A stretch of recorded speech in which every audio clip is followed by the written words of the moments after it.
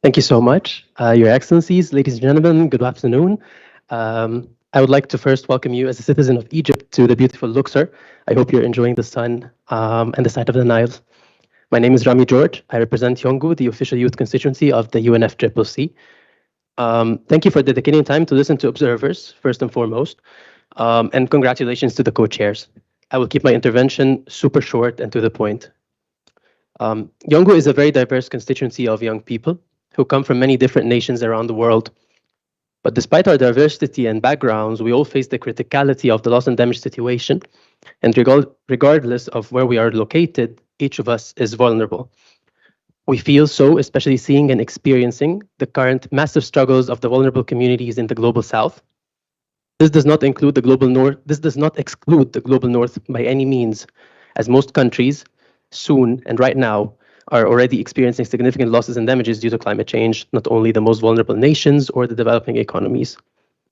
Therefore, we believe that the operationalization of the loss and damage funding arrangements under the recommendation of the Transitional Committee meetings work that commenced today is the biggest opportunity of showcasing global climate solidarity against a global crisis and building trust in such difficult times. We would like to thank our fellow constituencies for presenting very solid points regarding the critical issue at hand. We share your perspective, and thank you for your support of this intervention by YOUNGO. Support from YOUNGO and the Loss and Damage Youth Coalition is much appreciated. Moving forward, there are a few points that I would like to highlight today on behalf of YOUNGO. First, as we understand the amount of work needed to be done before COP28, we would like to suggest expanding the Transitional Committee's work, perhaps by making use of the regional climate weeks, for example. This could be worth considering, especially for its links with further civil society and communities engagement. We also urge for a quick integration of people-centric, community-based, and globally aware approaches for loss and damage, taking into account the importance of health evidence in research and case studies. Second, youth groups are critical stakeholders in addressing loss and damage, especially in creating and raising awareness, as well as leading concrete action on the community levels. We would like to highlight the need to include youth more in the working plans of the committee. Third, we support a grants-based funding arrangement for loss and damage, as well as a provision for a policy framework and accountability guidelines for disbursement of funds.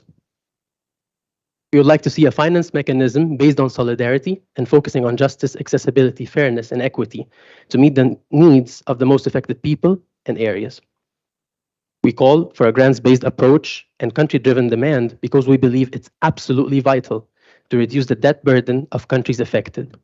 Other options like debt forgiveness, insurance, and loss and damage fund reserve can also be considered as part of the funding approaches. Finally, we believe the funding mechanisms should be measured both qualitatively and quantitatively, making sure that indicators to measure impact should be separate from other funds such as the Adaptation Fund and the GCF. We also suggest that the impacts are open for views of outside of the UNFCCC finance networks. Thank you so much.